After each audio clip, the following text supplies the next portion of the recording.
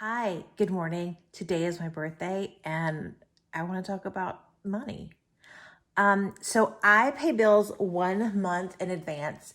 I did a video on how I do that a couple of years ago. It's far and away the most popular video on my channel. I'll leave a link to it. And so for the most part, I pay everything a month in advance. There are a few things where I have not done that, so I want to get fully ahead. So I want to A, walk you through that and what my plan is, and B, give you a couple of ideas that I have if you want to do this yourself and if you're starting from scratch. So hang with me and let's work on that together.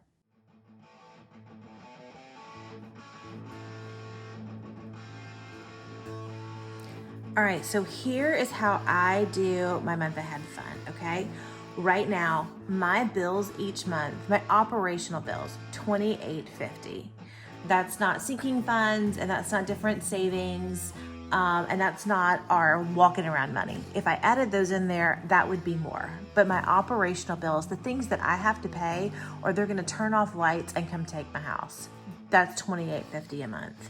Right now, I went back a couple of months and my month ahead fund for September and October is $23.50. That means I'm paying most of my things a month ahead, but I have $500 more that I'm coming up with during the month. So I've put together a little bit of a plan on how I want to take care of that. All right, it's to do a little bit each month, and I'm gonna do it sinking fund style, okay? So my goal for November is firstly to pay all of November's bills with November's pay. That $500 that I was talking about, I need to pay $500 of November's money for November bills. Secondly, I want to go ahead and save that $23.50 for December month ahead fund, just like I did in September and October. I'm going to do the same thing in November. And then lastly, I want to save an additional $250 for my December month ahead fund, so I can add to that and it will grow. So here's kind of a visual of what that looks like. And these represent no actual numbers, of course, right? But September and October, I saved $23.50. In November, I want to save a little bit more. In December, put a little bit more in there. January, a bit more. And then my timeline for this is at the end of Q1 of next year, I want to be at that $28.50. I have some other things I want to save for. And so this will give me plenty of time, and I think that is an appropriate sense of urgency for it. But enough about me. Let's talk about you. What if you're starting from scratch? What if in the month of October, you paid your bills for October? And right now in the month of November, you are making money in November to pay the bills in November. Where do you start from? So I'm saying starting from scratch, option one. We can do this one bill at a time. And there's a couple of ways to kind of even do that. One, save the month ahead fund until it's fully funded, or B, use it as you grow the fund and then replenish it each month. So I have a visual for option A, save until fully funded. Okay, that's the one I'm talking about right here. So in November, you pay all of your bills with your November pay, just like you ordinarily would.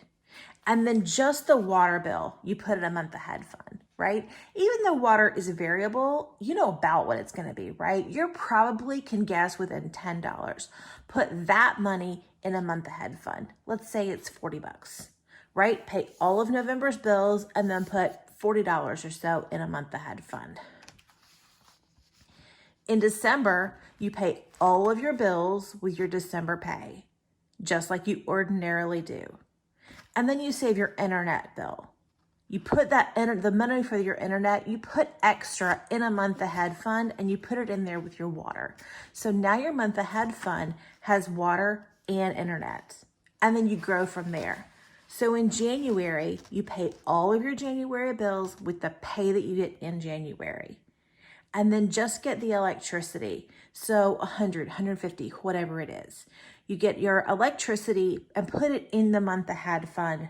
So now you have water and internet and electricity in that month ahead fund. And going on for February, you pay all of your February bills with your pay that you get in February. And then you put the money for your phone in a month ahead fund with your water and your internet and your electricity. And now you have 4 bills in a month ahead fund ready to go.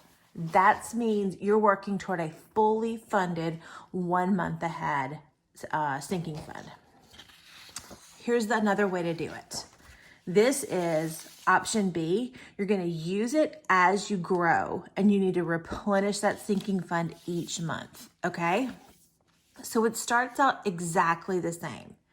You pay all of your November bills with the pay that you get in November. And then you put your water bill, you put that money extra in a month ahead fund.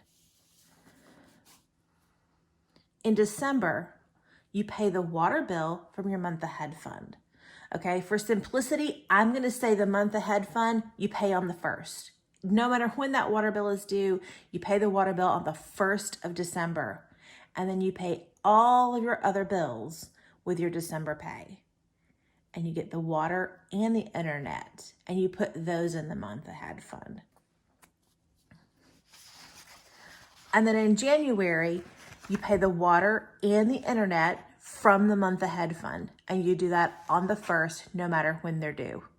And then all of your other bills you pay with the money that you make in January. And then save just one more thing, right? Put your water and your internet and add your electricity into your month ahead fund.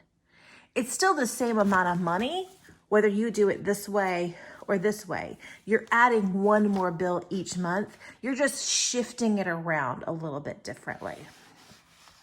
And then the last one I have here is February. So on the 1st of the month, pay the water, the internet, and the electricity from your month ahead fund.